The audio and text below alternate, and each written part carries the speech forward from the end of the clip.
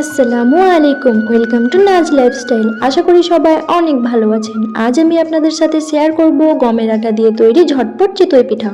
হাতে একদম সময় না থাকলে মাত্র 5 মিনিটে তৈরি করে নিতে পারেন এই জালিদার পিঠাটি। চলুন তবে শুরু করা যাক।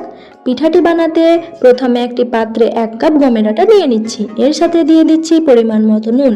এবার জল মেশানোর পালা, তবে মনে রাখবেন একেবারে সব জল দেবেন না, অল্প অল্প করে জল দিয়ে আমি চামচের সাহায্যে এটাকে মেখে নেওয়ার চেষ্টা করছি।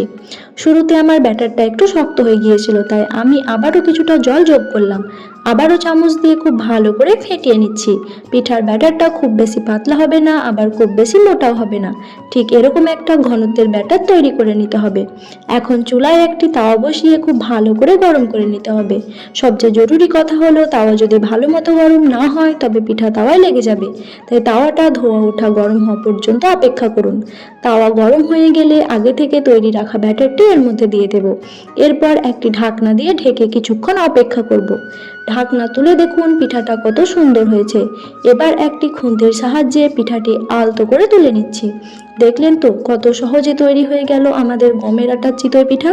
আমার এই টিপসগুলো ফলো করলে আপনার পিঠা হবে একদম জালিদার আর নরম। ভিডিওটি ভালো লাগলে লাইক দিবেন এবং নাজ লাইফস্টাইল সাবস্ক্রাইব করে আমাদের পাশে থাকবেন। আল্লাহ হাফেজ।